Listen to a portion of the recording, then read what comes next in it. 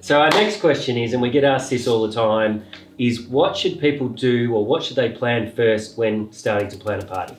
Now, there's a lot of variations in this. Some people will talk about budgets and guest lists and picking a venue and picking a theme. But what do you guys feel that people should do first when planning a party? What's the first thing?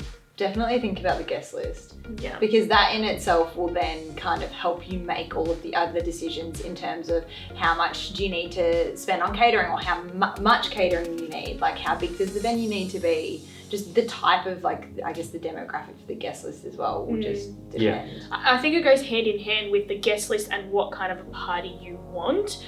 So I think you need to think about, okay, so am I having this grand party that's going to go off, or is it going to be something really small and intimate, and then kind of comes into the guest list and then kind of comes into the research. What we were talking about before is it does kind of go a little bit backwards, where you do need to research to then figure out, okay, what's my budget? Can I afford this amount of people at this party? It is a little bit tricky on what is the right exact way to do it. I would probably do my research first, knowing what kind of a party I want to have. I would do my research, then I would figure out, okay, how many guests, and then what's the budget.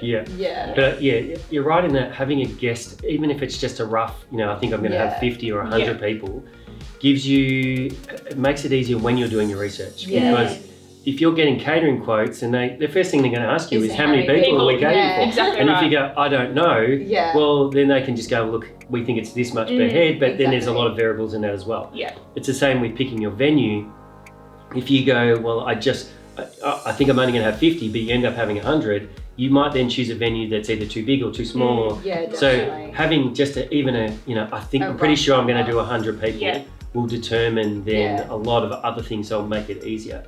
So I think we are all in agreement that, a guest list is your first thing. And then, as Monique said, the outcome. So what outcome do you want will then determine a lot of other things. If you know what outcome you want to have, that'll help with your research and then choosing what things you need to organise. Definitely. And then it's like venue, or what kind of party you want, if you want entertainment or this and that. But then everything comes down to a guest list, because even for entertainment and a DJ and that, they'll always ask how many people are you having? Because that's just going to determine the atmosphere of the party and the whole party. Exactly right. And so even setting a budget. Yeah. What's your budget? Well, you don't know your budget until you've done your research, really. Exactly right. Because you can say, I only want to spend $5,000, but then realise that everything's way more than you thought it was. Or if you want 100 people, 5,000, it might not cut it. If you want to add a venue with food, with drinks, with entertainment and all of that, you could spend $5,000 just on entertainment in itself. Yeah, potentially. I think guest list is the first thing. And then obviously, from a thought process, deciding, what sort of party do I want to have, whether, what sort of theme, what sort of, is it going to be low key, is it going to be party of the year, wild, crazy dancing, all that sort of thing, is obviously going to be the best place to start. And then moving into the nitty gritties and, what table settings are we going to have, or what colour lighting are we going to choose, or the entertainment. Which is really the end. Yes. The end of and that's kind of like the end. Even what you said before, you need to have the guest numbers to get all of your quotes. Because 9 times out of 10, all the quotes are asking, okay, so how many people are there? Even a DJ wants to know that. And then catering as well will be like, okay, well, where are you having it? So it's kind of like guest list, venue, and then everything else, because you can't do even your decor or any styling without knowing numbers, and also where you're having it, because it will change it'll change 10 times over if you say I'm having it at home and then actually no, I'm picking a venue.